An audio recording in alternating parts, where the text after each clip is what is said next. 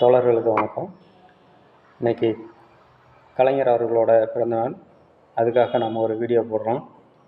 இதில் என்ன போடுறோம் அப்படின்னா, கலைஞர் அவர்கள் தமிழ்நாட்டில் 100% ஓட்டு பெறத்துக்கு முழு தகுதி உள்ள ஒற்றை தலைவன் அப்படின்னு பார்த்தீங்கன்னா கலைஞர் மு கருணாநிதி அவர்கள் மட்டும்தான் அப்படின்னு சொல்கிறதுக்காக சில விஷயங்களை மட்டும் நான் இங்கே உங்களோட ஷேர் பண்ணிக்கிறேன்.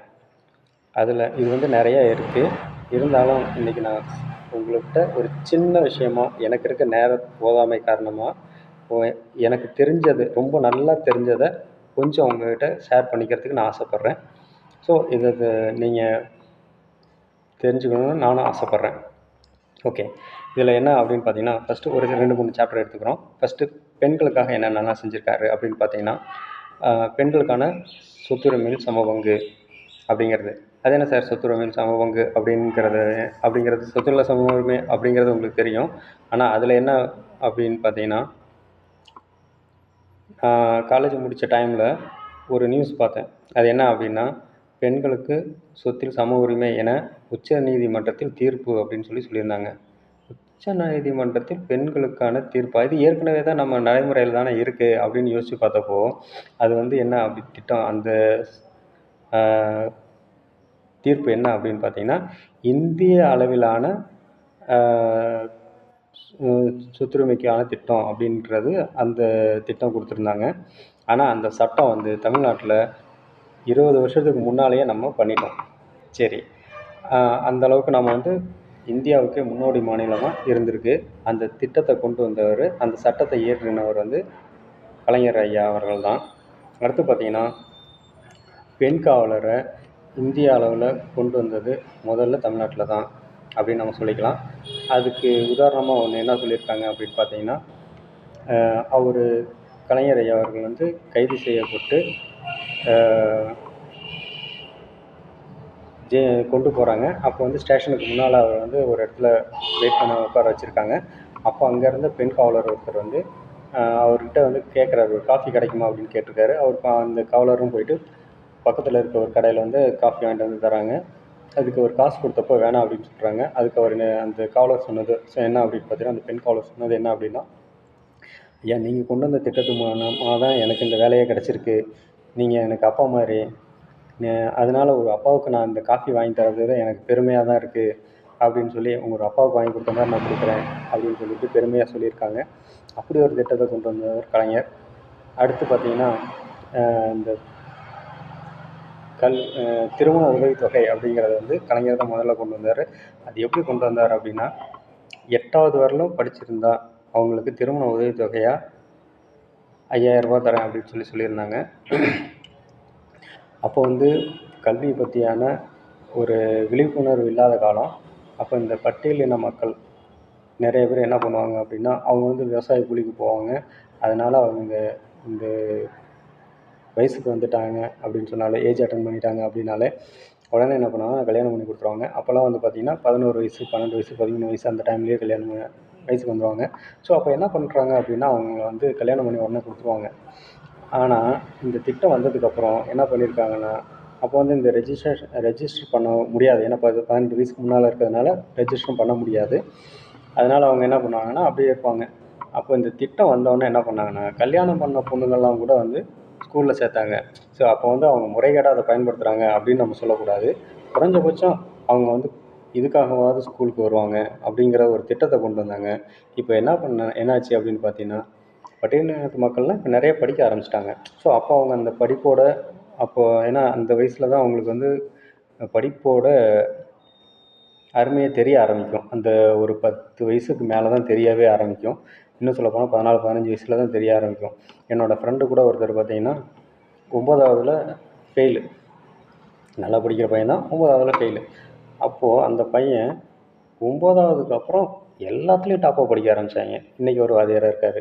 ஸோ 9வதுல ஃபெயில் ஆகிட்டாங்க அப்படின்னு சொல்லிட்டு அவங்கள நிப்பாட்டி இருந்தால் இன்றைக்கி ஒரு வாத்தியார் நமக்கு கிடச்சிருக்க மாட்டாங்க. இன்றைக்கி அவங்க அப்பா பார்த்திங்கன்னா படிப்பு இல்லாதவங்க, அவங்க அம்மா படிப்பு இல்லாதவங்க.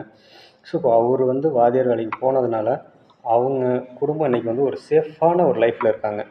ஸோ அப்படி ஒரு திட்டத்தை கொண்டு வந்ததுனால இன்றைக்கி பெண்களும் நிறையா படித்து அதோட அருமையை தெரிஞ்சு அவங்க பிள்ளைங்கள குறைஞ்சபட்சம் அவங்க டிகிரியெல்லாம் படிக்கலைன்னா கூட உங்கள் பிள்ளைங்கள இன்றைக்கி எல்லாருமே டிகிரி படிக்க வச்சுருக்காங்க. ஸோ அப்படி ஒரு திட்டத்தை கொண்டு வந்தவர் கலைஞர் அவர்கள் தான். அடுத்து பார்த்திங்கன்னா, இது வந்து பெண்களுக்கான திட்டத்தில் நான் சொன்ன குறைஞ்சபட்ச திட்டம். அடுத்து பார்த்திங்கன்னா உழவர்களுக்கான திட்டம். இந்த உழவர்களுக்கான திட்டத்தை சொல்லும்போது ரொம்ப முக்கியமான திட்டம் அப்படின்னு பார்த்தீங்கன்னா இலவச மின்சாரம்.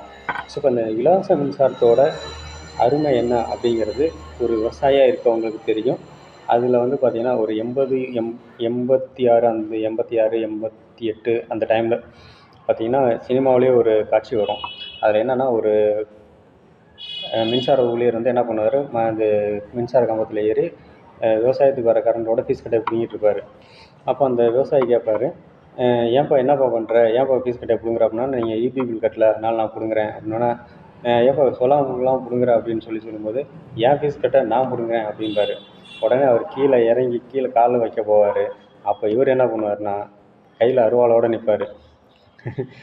இது ஏன் நிலம், இங்கே நீ கால் வைக்கக்கூடாது, நீ என்ன பண்ணுற உன் கம்பியை பிடிச்சி அப்படியே போயிரு அப்படிம்பாரு. உடனே அந்த ஊழியர் வந்து பயந்துட்டு மேலே போய் கம்பி அந்த ஃபீஸ் கட்டையை போட்டு போயிடுவார். ஸோ அப்படி ஒரு சூழ்நிலை இருந்துச்சு. ஸோ இது வந்து நம்ம வேடிக்கையாக சொன்னாலும் இதில் வந்து ஒரு விபரீதமான ஒரு விஷயம் இருக்குது.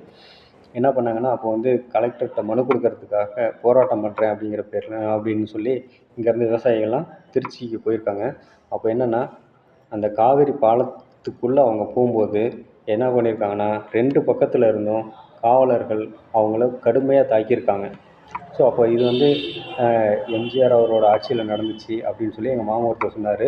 அதை சொல்லும்போது எனக்கே ஒரு நிமிஷம் பதச்சு போச்சு. ஏன் அப்படின்னா, எம்ஜிஆரை வந்து பெரிய அளவில் நல்லவர் அப்படி இப்படின்லாம் சொல்கிறவங்க, அப்படிப்பட்ட எம்ஜிஆரா இந்த மாதிரியான ஒரு நிகழ்ச்சிக்கு வந்து அனுமதி கொடுத்துருப்பாரு அப்படின்னு நினச்சி ரொம்ப நான் பதச்சு போயிட்டேன். ஸோ ஒரு முதல்வருக்கு தெரியாமல் இப்படி ஒரு நிகழ்ச்சி நடக்காது அப்படிங்கிறது தான் உண்மை. ஒரு போராட்டம் அப்படின்னா அதை வந்து இந்த அளவுக்கு கொடுமையாக கண்ட்ரோல் பண்ணுமா அப்படிங்கிறது தெரியல. ஆனால் அப்போ அவங்க கேட்டது என்னென்னா, வெறும் 25 பைசா ஒரு யூனிட்டுக்கு 25 பைசா குறைச்சி கொடுங்க அப்படின்னு கேட்டாங்க. அந்த 25 பைசாவுக்காக தான் அந்த விவசாயிகள் தாக்கப்பட்டாங்க. ஆனால் கலைஞர் வந்தவொடனே முழு மின்சாரமும் இலவசமாகவே கொடுத்தாரு அப்படிங்கிறது தான் சரித்திரம். ஸோ இந்த மாதிரி விவசாயிக்கு கொடுத்த ஒரு முக்கியமான விஷயம். இதை எங்கள் அப்பா அடிக்கடி சொல்லிகிட்டு இருப்பார். இந்த கரண்ட் கட்டுறது அப்படிங்கிற ஒரு பிரச்சனை நிற்கிறது அப்படிங்கிறதுக்காகவே, இந்த இலவச மின்சாரத்துக்காகவே என்னோடய வாழ்நாள் ஃபுல்லாக நான் வந்து இந்த இலவச மின்சாரம் இந்த கலைஞருக்காக நான் ஓட்டு போடுவேன் அப்படின்னு சொல்லியிருக்காரு. இதோட ஒரு மோசமான வெர்ஷன் என்ன அப்படிங்கிறத நாங்கள் ஜெயலலிதா அவர்களோட ஆட்சியில் நாங்கள் பார்த்தோம். அப்போது அம்மையார் ஜெயலலிதா ஆட்சியில் நடந்துகிட்டு இருக்கும்போது இலவச மின்சாரம் வந்து நிறுத்தப்பட்டு அதுக்காக உங்களோட வங்கி கணக்கில் அதை வந்து வரவு வைக்கிறோம் அப்படின்னு சொல்லி ஒரு திட்டத்தை கொண்டு வந்தாங்க. அதுக்காக நாங்கள் என்ன பண்ணணும் அப்படின்னா, இபிஐ ஆஃபீஸ்லேயும் விஓகிட்டையும் கையெழுத்து வாங்கி நாங்கள் தான் இது உரிமையாளர் அப்படின்னு சொல்லி அந்த பேங்க் அக்கௌண்ட்லேருந்து எல்லாமே கொண்டு போய் கொடுக்கணும். இதுக்கு எங்களுக்கு ஒரு குறிப்பிட்ட செலவு ஆணுச்சு. அதுபோக அந்த இபிக்கான தொகையை ஒரு 5000 ரூபா கட்டணும். இந்த தொகையை நாங்கள் கட்டிட்டு அதை நாங்கள் திரும்ப அந்த அமௌண்ட் எங்களுக்கு வாங்குறதுக்கு சில செலவுகள் பண்ண வேண்டியிருந்துச்சு. ஸோ இப்படி வந்து எங்களுக்கு அதில் பார்த்திங்கன்னா கிட்டத்தட்ட ஒரு 5-6000 ரூபா வந்துருச்சு. அது எங்களுக்கு அமௌண்ட் வரத்துக்கு கிட்டத்தட்ட ஒரு 6 மாதம் 1 வருஷம் கிட்ட ஆகிடுச்சு. இப்போ இதை நாங்கள் வந்து அந்த டைமில் எங்களுக்கு விவசாயமும் இல்லை, அந்த வறட்சி டைமு. அப்போ இந்த காசை வந்து நாங்கள் என்ன பண்ணோம், வட்டிக்கு வாங்கி கட்டணும். அந்த மாதிரி வட்டிக்கு வாங்கி நாங்கள் கட்டும்போது அதில் எங்களுக்கு என்ன ஆச்சு அப்படின்னா, அந்த அமௌண்ட் வந்தவுடனே கிட்டத்தட்ட ஒரு 6 மாதத்துக்கு அந்த வட்டி காசு எல்லாம் சேர்த்து பார்த்திங்கன்னா எங்களுக்கு வட்டி காசு கட்டுறதுக்கே எங்களுக்கு அதில் பாதி காசு போயிடுச்சு. அதனால் அந்த கடன் கொடுத்தவங்க எனக்கு முழுசாக தான் காசு கொடு அப்படின்னு கேட்பாங்க. வட்டி ப்ளஸ் அசல் கொடுங்க, அப்படி இல்லைன்னா வட்டி மட்டும் கொடுங்க, அசலை நீங்கள் சேர்த்து மொத்தமாக கொடுங்க அப்படின்னு சொல்லி கேட்பாங்க. அப்போ என்னாச்சு அப்படின்னா, அந்த அசல் வந்து எங்களுக்கு கடனாகவே நின்று போச்சு. வட்டியை மட்டும்தான் எங்களால் கட்ட முடிஞ்சது. இதுதான் அதோட கோர முகம் அப்படின்னு நம்ம சொல்லலாம். இந்த மாதிரி பார்த்திங்கன்னா இந்த இலவச மின்சாரத்துக்கு பின்னால் இப்படி ஒரு சோக கதையும் இருக்குது, அதில் கலைஞர் கொடுத்ததோட நன்மையும் இருக்குது. சரி, அடுத்து விவசாயத்துக்கு வேறு என்ன பண்ணார் அப்படின்னா, கடன் தள்ளுபடி. இந்த கடன் தள்ளுபடி அப்படிங்கிறது விவசாயத்தில் ஒரு விஷயம் என்ன அப்படின்னு பார்த்திங்கன்னா, அதில் நஷ்டம் வந்து பல வகையில் வரும். ஒன்று பூச்சி தாக்குதலில் வரும், இல்லை அப்படின்னா வறட்சினால் வரும், இல்லைன்னா வெள்ளாமை வந்த டைமில், விளைஞ்சி வந்த டைமில் அதிகப்படியான மழை காற்று அடிக்கிறதுனால வரும். இப்படி சுத்தமாக வறட்சியாக இருந்தாலும் அது விவசாயம் இல்லாமல் போயிடும். நல்லா வெள்ளாமை வந்து முடிகிற டைமில், அறுக்கிற டைமில் தண்ணி இல்லைன்னா அப்படின்னாலும் அது வீணாக போயிடும். ஸோ இந்த மாதிரி பல வகையில் விவசாயிகள் வந்து நஷ்டமடைவாங்க. அந்த ஒரு வருஷம் நஷ்டம் அடைஞ்சதுன்னா அதை சரி பண்ணுறதுக்கு கிட்டத்தட்ட ஒரு 4 வருஷம் அவங்க கஷ்டப்பட வேண்டியிருக்கும். ஸோ இதெல்லாம் மனசில் வச்சு கலைஞர் அவர்கள் என்ன பண்ணார் அப்படின்னா, அந்த கடன் தள்ளுபடி அவங்க வந்து ஒரு டைம் எப்போ வந்தாலும் ஆட்சிக்கு வந்தாலும் முதல்ல செய்கிறது வந்து கடன் தள்ளுபடி தான் முக்கியமாக பண்ணுவாங்க. ஸோ அது வந்து அவங்களுக்கு வந்து ஒரு ரிலீஃப் தான். அதனால பெரும் பலன்லாம் எதுவும் கிடையாது. வெறுமனே அது வந்து ஒரு ரிலீஃப், அவ்வளோதான். அதுக்கடுத்து பார்த்திங்கன்னா எம்எஸ்பி மினிமம் ஸ்டாண்டர்ட் ப்ரைஸ் அப்படிங்கிறது. இந்த மினிமம் ஸ்டாண்டர்ட் ப்ரைஸ் என்ன ஆகும் அப்படின்னு பார்த்தீங்கன்னா, இந்த நெல் மற்றும் விவசாய பொருளுக்கு அந்த குறிப்பிட்ட ஸ்டாண்டர்டான அது ஒரு ஆதாய விலை அப்படின்னு சொல்கிறது. ஸோ அது அந்தளவுக்கு கம்மியாக, இந்த அளவுக்கு நாங்கள் வந்து ஸ்டாண்டர்டாக அந்த ரேட்டு அப்படின்னு சொல்லி அவங்க எடுத்துக்குவாங்க. ஸோ இப்போ கவர்மெண்ட் வந்து இந்த தொகையை எடுத்துக்கிறதுனால வெளியில் இருக்க வியாபாரிகளும் அதுக்கு நியரான ஒரு தொகையை தான், ரொம்ப கம்மியாக அடிமாட்டு விலைக்கு வாங்காமல் ஒரு நியரான விலைக்கு வாங்குகிற அளவுக்கு அந்த விவசாயிகளுக்கு ஒரு நல்ல விலை கிடைச்சிது அப்படின்னு தான் சொல்லணும். இது வந்து டெல்டா விவசாயிகள் வந்து நெல் விவசாயத்தில் அவங்க பெருமளவு அதில் பலன் அடைஞ்சாங்க. அதனால தான் இன்றைக்கி திமுகவில் டெல்டா விவசாயிகள் அதிக அளவுக்கு வந்து அவங்களுக்கு வாக்களிக்கிறாங்க அப்படிங்கிறது ஒரு முக்கிய காரணம். அடுத்து பார்த்திங்கன்னா உழவர் சந்தை. இந்த உழவர் சந்தைங்கிறது பார்த்திங்கன்னா மிகப்பெரிய ஒரு புரட்சி அப்படின்னு சொல்லலாம்.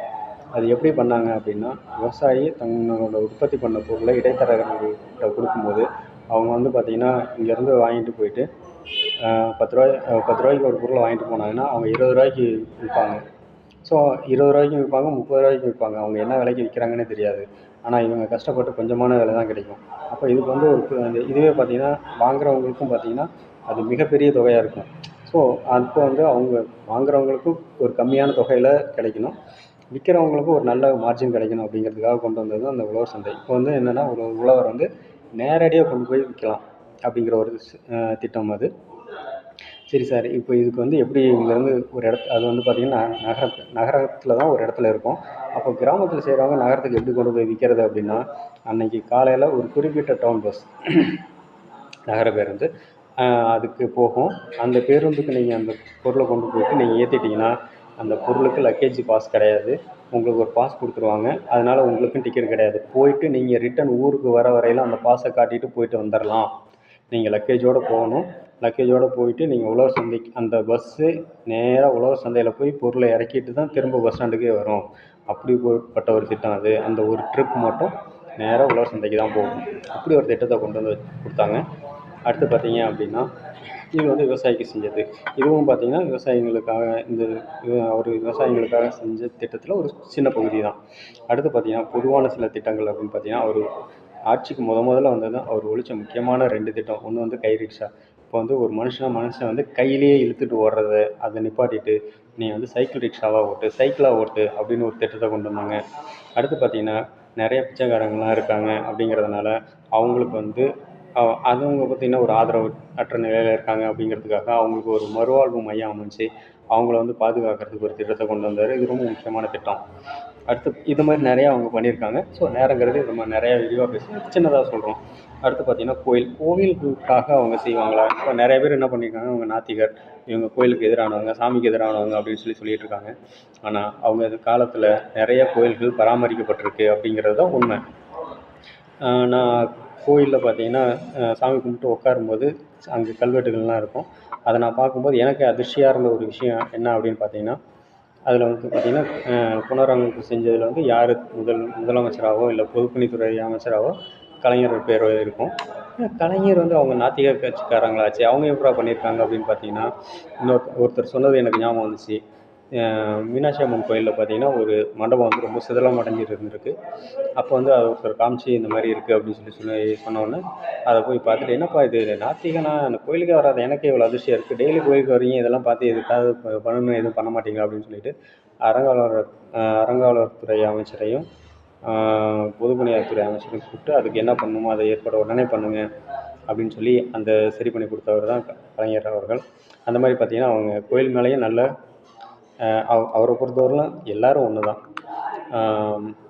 நம்ம ஸ்டாலின் சொன்ன மாதிரி எனக்கு ஓட்டு போட்டவங்க போடாதவங்க எல்லாத்துக்கும் நான் தான் முதலமைச்சர் அப்படின்னு சொன்ன மாதிரி அவர் சாமி கும்பிட்றவங்க கும்பிடாதவங்க எல்லாமே யாராக இருந்தாலும் எனக்கு தமிழ்நாட்டில் இருக்கும் ஒட்டுமொத்த மக்களும் என்னோட மக்கள் அப்படின்னு நினச்சவர் தான் அவர். அதனால் கோயில் அப்படிங்கிறது வந்து எங்களுக்கு எதிரானது, எங்கள் திட்டங்களுக்கு சித்தாந்தத்துக்கு எதிரானது அப்படின்னு அவர் எதுவும் பார்க்கல. அடுத்து பார்த்திங்கன்னா சின்ன கோயில், சின்ன கோயில்கள்லாம் வருமானம் கம்மியாக இருக்கும். அப்போ அதில் வந்து பூஜை நடக்கிறதுக்கான வருமானம் இல்லை அப்படிங்கிறதுக்காக அதில் பூஜை நடக்கணும், கண்டிப்பாக எல்லா கோயில்லையும் பூஜை நடக்கணும் அப்படிங்கிறதுக்காக அந்த பூஜைக்கான செலவுகள் அது கொடுக்கப்பட்டு அங்கே வரவங்களுக்கு வருமானம் இருக்காது அப்படிங்கிறதுக்காக பூஜை செய்கிறவங்களுக்கு சம்பளமும் கொடுத்தவர் வந்து கலைஞர் அவர்கள் தான். அந்த மாதிரி கோயில்களுக்கும் அவர் நிறைய செஞ்சுருக்காரு அப்படிங்கிறது இதுவும் குறைஞ்சபட்ச அளவில் தான் சொல்லியிருக்கேன். அடுத்து பார்த்திங்கன்னா கல்வி.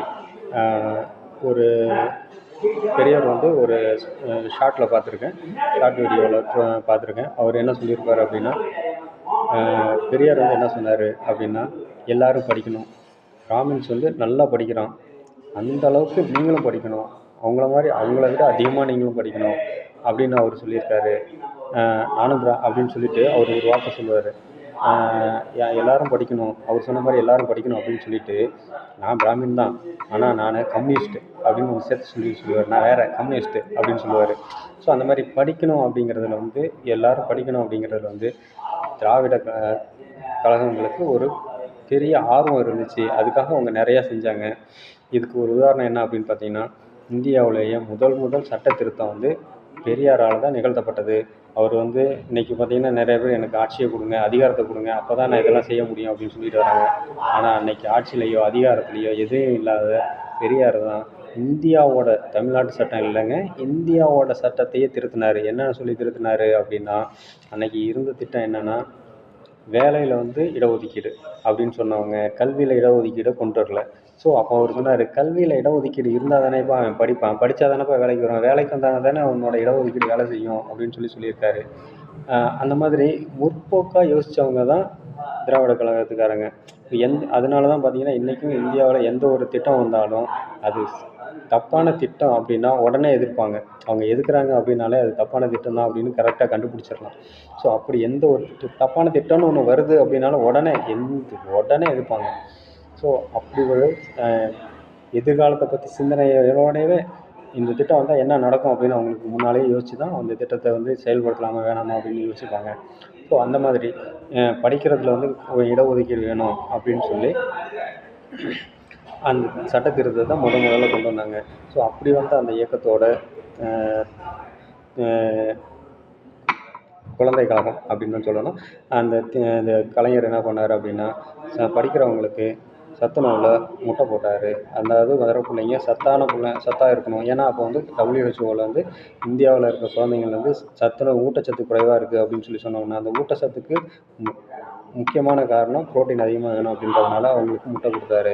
ஸோ அடுத்து பார்த்திங்கன்னா அதுக்கு அது போல் பாடத்திட்டங்கள், பாட புத்தகங்கள், நோட்டு இதெல்லாமே இலவசமாக வந்துக்கிட்டே இருந்துச்சு. ஸோ அதையும் இவர் கன்டினியூ பண்ணார். அடுத்து பார்த்திங்கன்னா இவங்க ஆரம்ப கல்வி படிச்சுட்டு அடுத்து இடைநிலை கல்வி, உயர்கல்விக்கெலாம் போகும்போது அவங்களுக்கு பக்கத்தில் இருக்க இடத்துக்கு தான் கிராமத்தில் இருக்கவங்க போகிற மாதிரி இருக்கிறதுனால அதுக்கு வந்து பஸ் பாஸ் கொடுத்தாரு. ஸோ அப்போ அந்த பஸ் பாஸ் வந்து பார்த்திங்கன்னா ஃபஸ்ட்டு 10வது வரலும் இருந்துச்சு, அப்புறம் 12வது வரலும் இருந்துச்சு, அப்புறம் டிகிரி வரலுமே இருந்துச்சு. இப்போ நாங்கள் படிக்கும்போது டிகிரிக்கு கிடையாது, 12வது வரலும் தான் இருந்துச்சு. ஆனால் அந்த டிகிரிக்கும் எப்படின்னா ஆஃப் பாஸ் அப்படின்னு சொல்லுவாங்க. அந்த ஆஃப் பாஸும் கரண்ட்டில் இருக்க கட்டணத்தில் இல்லாமல் அதுக்கு முன்னால் இருந்த கட்டணத்தில் இருக்கும். இப்போ நாங்கள் படித்தப்போ வந்து நான் தங்கியிருந்த இடத்துலேருந்து ஒரு சத்திரத்தில் தங்கியிருந்தேன். அங்கேருந்து காலேஜுக்கு போகணும்னா போகிறதுக்கு மட்டுமே ₹1.50. ஆனால் இந்த பஸ் பாஸ் திட்டத்துக்கு கீழே எனக்கு ₹1.20 போயிட்டு ரிட்டன் வரலும் ₹1.20 தான். ஏன்னா அதுக்கு முன்னால் இருந்தது வந்து ₹1.20. அதை பேஸ் பண்ணி இந்த ஆஃப் பாஸ் போகிறதுக்கு ₹60, வரத்துக்கு ₹60 அப்படி ஒரு திட்டத்தை கொண்டு வந்திருந்தாங்க. அதுக்கு பின்னால் பார்த்திங்கன்னா இலவச பஸ் பாஸே கொண்டு வந்து கொடுத்தாங்க. இப்போ அது வந்து டிகிரி வரையுமே நீட்டிச்சு கொடுத்தாங்க. ஸோ அந்த மாதிரி படிக்கிறதுக்கு அவங்களுக்கு தடை இல்லாமல் இருக்கணும் அப்படிங்கிறதையும் அவங்க பண்ணாங்க. அடுத்து பார்த்திங்க அப்படின்னா பிஇ என்ட்ரன்ஸை நீக்கினாங்க. ஸோ இந்த பிஇ என்ட்ரன்ஸை நீக்கினதுக்கு ஒரு காரணம் இருக்குது. என்ன அப்படின்னா அடுத்த கட்டமாக இங்கே வந்து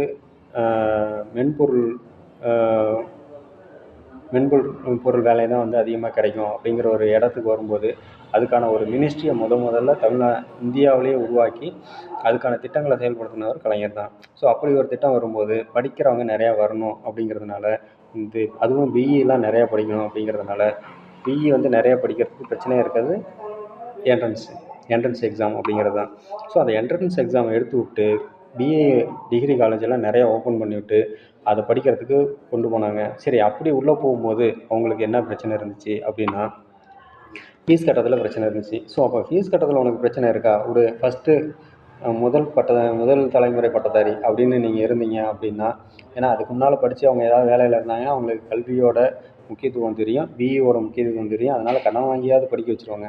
ஆனால் படிப்பறிவே இல்லாத ஒருத்தங்க என்ன பண்ணுவாங்க அப்படிங்கிறதுனால அவங்க என்ன பண்ணாங்க, பிஇ படிக்கிறதுக்கு இல்லை, முதல் பட்டதாரி அப்படின்னாலே அதில் இருக்க எல்லா ஃபீஸையும் அதில் வந்து ஒரு குறிப்பிட்ட தொகையை வந்து இது அரசாங்கமே செலுத்தி அதுக்கான கட்டணத்தை வந்து அந்த அரசாங்கமே செலுத்தினுச்சு. அப்போ அந்த அரசாங்கம் இந்த முதல் பட்டதாரிக்கு கொடுக்குது, அது யாராவது ஒரு குறிப்பிட்ட மக்களுக்கு மட்டும்தானா அப்படின்னு பார்த்தீங்கன்னா அப்படி கிடையாது. நீங்கள் எஃப்சியாக இருந்தாலும் கூட, ஃபார்வேர்டு கம்யூனிட்டியாக இருந்தாலும் சரி, ஓசியாக இருந்தாலும் சரி, எந்த கம்யூனிட்டியாக இருந்தாலும் சரி, நீங்கள் முதல் தலைமுறை பட்டதாரியா அப்படிங்கிறது மட்டும்தான் அதில் வந்து கணக்கே தவிர, நீ எந்த கம்யூனிட்டி, உனக்கு இடஒதுக்கீடு இருக்கா இல்லையா அப்படிங்கிறத பற்றிலாம் எந்த கவலையும் கிடையாது. இதை பற்றி ஒரு பிராமண ஒரு மாணவரே சொல்லியிருக்காரு. இது எங்களுக்கு கிடைக்காது அப்படின்றது தான் நான் நினச்சிட்டு இருந்தேன். ஆனால் அங்கே போகும்போது இந்த மாதிரி நீங்கள் ஃபஸ்ட்டு கிராஜுவேட்டு நீங்கள் சர்டிஃபிகேட் வாங்கிட்டு வந்து கொடுங்க அப்படின்னு சொன்னாங்க. சார் இது எங்களுக்கு கிடையாது அப்படின்னு நான் வந்து மேனேஜ்மெண்ட்டில் கேட்டேன். இல்லைப்பா, இது வந்து எல்லாத்துக்கும் இருக்குது, இதில் வந்து எந்த பார்ஷியாலிட்டியும் கிடையாது அப்படின்னு சொல்லி கொடுத்தாங்க. அதனால் நான் அதிலேருந்து தான் எனக்கு வந்து கலைஞர் ஐயா மேலே எனக்கு மரியாதையே வந்துச்சு அப்படின்னு சொல்லி ஒருத்தர் சொன்னார். அப்படி பார்த்தீங்கன்னா இந்த மாதிரி படிக்கிறதுக்காக அவர் என்னென்னா ஒடுக்கப்பட்ட மக்கள் பக்கம் நிற்கணும் அப்படிங்கிறது தான். அப்போது நீ எஃப்சிலே இருந்தாலும் படிக்க முடியல அப்படின்னா நீயும் ஒடுக்கப்பட்டவன் தான் அப்படின்னு தான் அவங்க பார்க்குறாங்களே தவிர, எங்கேருந்து யார் நீ அப்படின்னு பார்க்குறதில்ல. ஃபஸ்ட்டு நீ ஒடுக்கப்பட்டிருக்க, அவ்வளோதான். உனக்கு வந்து பிரச்சனை இருக்குது, உனக்கு வந்து மேலே வரத்துக்கு படிக்கிறதுக்குள்ள உனக்கு பிரச்சனை இருக்காவா, படிக்கிறதுக்கு என்னென்னலாம் உனக்கு கேட் இருக்கோ அதெல்லாம் ஓப்பன் பண்ணி விடு அப்படின்னு தான் சொல்லி அதை கொண்டு வந்தாங்க. ஸோ அந்த மாதிரி கொண்டு வந்த திட்டம் தான் முதல் தலைமுறை பட்டதாரி. சரி, அது வந்து ஒரு முதல் தலைமுறை பட்டதாரியில் ஒரு குழந்தைக்கு மட்டும்தானா அப்படின்னு கிடையாது. அந்த தலைமுறையில் 4 பேர் ஒரு குடும்பத்தில் இருந்தாலும் 4 பேருமே அந்த திட்டத்தோட பலனை நீங்கள் அனுபவிக்கலாம். அப்படி ஒரு திட்டம் தான் முதல் தலைமுறை பட்டதாரி. முதல் பட்டதாரியால் முதல் தலைமுறை பட்டதாரி அப்படிங்கிறத கொடுத்தாங்க. சரி, ஓகே. அதுக்கு அடுத்து என்ன அப்படின்னு பார்த்தீங்கன்னா, இந்த மாதிரி கொண்டு வந்து நிறையா பேரை படிக்க வச்சாங்க. அடுத்து பார்த்தீங்கன்னா வேலைவாய்ப்பு அப்படிங்கிறது ரொம்ப முக்கியம். இப்போ படித்தவங்களுக்கு வேலைவாய்ப்பு கிடைக்கிறது அப்படிங்கிறது ரொம்ப முக்கியம். இது என்னென்ன மாதிரிலாம் பிரச்சனை வந்துச்சு அப்படின்னு பார்த்தீங்கன்னா, இதில் வந்து ஃபஸ்ட்டு நம்ம பார்க்க போகிறது அருந்ததியர் உள் ஒதுக்கீடு அப்படிங்கிறது தான். இப்போ வந்து பட்டியலின மக்களுக்கு வந்து என்ன பண்ணாங்க அப்படின்னா ஒரு ஒதுக்கீடு கொடுத்தாங்க. இதில் ரொம்ப முக்கியமாக என்ன பண்ணாங்க அப்படின்னா, தேவேந்திர குல மக்களும் ஆதி திராவிடரும் கொஞ்சம் அறிவார்ந்த சமூகமாக இருந்து அந்த இடஒதுக்கீடை முழுசாக பயன்படுத்தி நிறையா மேலே வந்துட்டாங்க. அதில் அந்த அருந்ததியர் வந்து அது சரியாக பயன்படுத்த தெரியாமல் இருந்ததுனால அவங்களுக்கு உள் ஒதுக்கீடு அப்படின்னு ஒன்று கொடுத்து அவங்களும் மேலே வரணும் அப்படின்னு ஒரு திட்டத்தை கொண்டு வந்தவர் தான் கலைஞர். இந்த மாதிரி சின்ன சின்ன விஷயத்தையும் ரொம்ப கவனமாக பார்த்து எங்கெங்கெல்லாம் யாரெல்லாம் கீழே கிடக்குறாங்களோ அவங்களெல்லாம் தூக்கிறதுக்கு என்னென்ன முடியுமோ திட்டங்கள் மூலமாக என்னென்ன கொண்டு வர முடியுமோ அது எல்லாத்தையும் அவர் செஞ்சுக்கிட்டு தான் இருந்தார். ஸோ அதுக்கு அடுத்து பார்த்திங்கன்னா முஸ்லீம் உள் ஒதுக்கீடு அப்படிங்கிறது. அதுக்கு முன்னால் பார்த்திங்கன்னா இந்த எம்பிசி ஒதுக்கீடு அப்படின்னு ஒன்று இருக்குது. இந்த எம்பிசிங்கிறது வந்ததே பார்த்திங்கன்னா தமிழ்நாட்டில் தான் வந்துச்சு. ஃபஸ்ட்டு தமிழ்நாட்டில் தான் வந்துச்சு. அது எப்படி வந்துச்சு அப்படின்னு பார்த்திங்கன்னா, வன்னியர்கள் வந்து ரொம்ப நாங்கள் பின்தங்கி இருக்கோம், எங்களுக்கு வேலைவாய்ப்பில் எங்களுக்கு ஒதுக்கீடு வேணும் அப்படின்னு சொல்லி போராடினாங்க. அப்போது போராடும்போது அதுவும் எம்ஜிஆர் பீரியடில் தான் அந்த போராட்டம் நடந்துச்சு. அதை ஒடுக்கிறதுக்கு 21 பேர் சுட்டுக் கொல்லப்பட்டார்கள் அப்படிங்கிறதான் வரலாறு. தனக்கான உரிமையை கேட்குறவனை சுட்டுக் கொல்றது என்ன நியாயம் அப்படிங்கிறது இன்றைக்கி எத்தனை பேர் யாரும் கேட்குறதில்ல. அவர் வந்து இன்னும் புனிதராக தான் இருக்கார். சரி, ஓகே. இன்றைக்கி இருக்கிற இந்த நாளில் அவரை பற்றி பெருசாக நம்ம பேச வேணாம். ஸோ அவர் அந்த சுட்டுக் கொல்லப்பட்டார். உடனே கலைஞர் ஆட்சிக்கு வந்தப்போ அவர் என்ன பண்ணார்னா, சரி தனியாக ஒரு ஜாதிக்காக ஒதுக்கீடு தர முடியாது அப்படிங்கிறதுனால யாரெல்லாம் இந்த மாதிரி ஒரு சூழ்நிலையில் இருக்கிறாங்க அப்படின்னு ஒரு பட்டியல் போட்டு அந்த பட்டியலில் இருக்கிறவங்க எல்லாத்தையும் எம்பிசி, அதாவது மோஸ்ட் பேக்வேர்டு கிளாஸ் அப்படின்னு சொல்லி, மிகவும் பிற்படுத்தப்பட்டவர் அப்படின்னு சொல்லி அவரை கொண்டு வந்து அதில் சேர்த்தாங்க. ஸோ அந்த மாதிரி தான் வந்து எம்பிசின்னு கொடுத்தாங்க. சரி, இப்போ இந்த எம்பிசிலேயே முஸ்லீம்களுக்கு அப்படின்னு சொல்லி தனியாக ஒரு ஒதுக்கீடு கொடுத்தாங்க. ஏன்னா முஸ்லீம்கள் பார்த்திங்கன்னா ஒன்று ஃபாரின் போயிடுவாங்க. இல்லைன்னா எதுவுமே புரியாத நல்லா ஓரளவுக்கு விவரம் தெரிஞ்சவங்க கொஞ்சம் கையில் காசு இருக்கவங்க ஃபாரின் போயிடுவாங்க. அப்படி 2மே இல்லாதவங்க படிப்பும் இல்லாமல் ஏதோ சின்ன சின்ன வேலை செஞ்சுட்டு இருப்பாங்க. அப்போ அவங்களுக்கு வந்து ஒரு உள்ப்பு ஒதுக்கீடு மாதிரி கொடுத்து அவங்களையும் மேலே கொண்டு வரணும் அப்படிங்கிறதுக்காக அவங்களுக்கு வந்து எம்பிசி இந்த முஸ்லீம் எம் அப்படின்னு சொல்லி கொடுத்து எம்பிசி எம் அப்படின்னு சொல்லி ஒரு ஒதுக்கீடு கொடுத்து அவங்களுக்கும் ஒரு கொடுத்தாங்க. அதுக்கடுத்து பார்த்திங்கன்னா சீர் மரபினர் அப்படின்னு சொல்லி ஒரு திட்டத்தை கொண்டு வந்து இந்த எம்பிசிலேயுமே சிலர் வந்து கொஞ்சம் புரியாமல் இருக்காங்க, மேலே வராமல் இருக்காங்க அப்படின்னு ஒரு லிஸ்ட் எடுத்து அவங்களுக்குன்னு ஒரு திட்டம், அதாவது பார்த்திங்கன்னா குற்ற பரம்பரை அப்படின்னு சொல்லி அதை சொல்லுவாங்க. ஸோ அவங்கள இருக்கவங்களுக்கும் ஒரு ஒதுக்கீடு மாதிரி வரணும் அப்படின்னு சொல்லி டிஎன்சி அப்படின்னு சொல்லி ஒரு திட்டத்தை கொண்டு வந்து அவங்களுக்கும் ஒரு வாய்ப்பு கொடுத்து அவங்களையும் படிக்கிறதுலேருந்து வேலை வாய்ப்புக்கும் அவங்களுக்கு வந்து ஒரு முன்னுரிமை கொடுத்தாங்க. ஸோ அதே போல் பார்த்திங்கன்னா இந்த டைட்டில் பார்க் அப்படிங்கிறது பார்த்திங்கன்னா மிகப்பெரிய ஒரு சரித்திரம்னு தான் சொல்லணும். அப்படி ஒரு திட்டம் இது. இந்த டைட்டில் பார்க் பற்றி ஜெயரஞ்சன் அவர்கள் வந்து ரொம்ப அழகாக சொல்லுவார். இந்த டைட்டில் பார்க் எப்படி வந்துச்சு அப்படின்ட்டு. ஸோ இந்த கணினியை வந்து மவுஸை தயாரிக்கிறது வந்து சின்ன நாடான ஒரு தாய்லாந்து தயாரிக்குது அப்படின்னு தெரிஞ்சோடனே த்ரூட் நம்ம தமிழ்நாடு பெருசு கூட இல்லாத ஒரு நாடு இதை செய்யுது அப்படின்னா நம்ம ஏன் செய்யக்கூடாது அப்படின்னு சொல்லிட்டு அதுக்குன்னு ஒரு மினிஸ்ட்ரி கொண்டு வந்து அந்த மினிஸ்ட்ரியில் இந்த விஷயத்தை இந்த ஒரு திட்டத்தை கொண்டு வரதுக்கு கவர்மெண்ட் கம்பெனி, ப்ரைவேட் கம்பெனி இல்லை, கவர்மெண்ட் கம்பெனி இன்வெஸ்ட்மெண்ட் பண்ணுற அளவுக்கு என்ன கம்பெனி இருக்குது அப்படின்னு செலக்ட் பண்ணி அதில் இருக்க டிட்கோவும் எல்காட்டையும் சேர்த்து தான் டைட்டில் அப்படின்னு சொல்லிட்டு 2 கம்பெனி போட்ட இன்வெஸ்ட்மெண்ட்டை வச்சு ஆரம்பித்தது தான் டைட்டில் பார்க்கு. அதனால தான் அதுக்கு பேர் டைடல் அப்படின்னு சொல்லி வச்சுருப்பாங்க. அந்த இவர் கொடுத்த திட்டத்தில் படித்து அந்த பிஏ படித்து அதிலிருந்து டைட்டில் பார்க்கில் போய் வேலைக்கு போன அந்த நபர்கள் தான் 2011 டைமில் மீம்ஸ் போட்டு கலைஞரை கலாய்ச்சாங்க அப்படிங்கிறது தான் தமிழ்நாட்டோட சரித்திரம். அதனால் அவர் வந்து டப்பா என்கிட்ட நான் பண்ணி கொடுத்து என்னையே வந்து கலாய்க்கிறீங்க அப்படின்னு அவர் ஒரு நாளும் கோவப்பட்டது கிடையாது. ஆனால் அப்படிப்பட்ட ஒரு திட்டத்தை கொண்டு வந்தது தான் கலைஞர். ஸோ இன்றைக்கி அப்படி ஒரு புரட்சி அப்படின்னு அதாவது சொல்ல போனோன்னா தமிழ்நாட்டோட சிற்பி அப்படின்னு தான் சொல்லணும். ஸோ ஜெனரலாக சொல்லுவாங்க இந்தியாவோட சிற்பி அப்படின்னு சொன்னாங்கன்னா முதல்ல நேரு வந்து ஒரு திட்டத்தை கொண்டு வந்தார். அதாவது பார்த்திங்கன்னா உலக அளவில் ஒரு திட்டத்தை கொண்டு வந்தது பார்த்திங்கன்னா நேரு. அதுக்கு பின்னால் அது பெரிய அளவில் பல திட்டங்களை கொண்டு வந்தது ராஜீவ்காந்தி அப்படின்னு சொல்லுவாங்க. ஆனால் வந்து இந்தியாவில் பார்த்திங்கன்னா எல்லாத்துக்கும் ஒரு முன்னோடியான மாநிலம் அப்படின்னு பார்த்திங்கன்னா தமிழ்நாடு தான். தமிழ்நாட்டிலையும் பார்த்திங்கன்னா கலைஞர் கொண்டு வந்த பல திட்டங்கள் தான் தமிழ்நாட்டை இந்த அளவுக்கு நமக்கு முன்னேற்றி ஒவ்வொன்று கொண்டு வந்திருக்கு.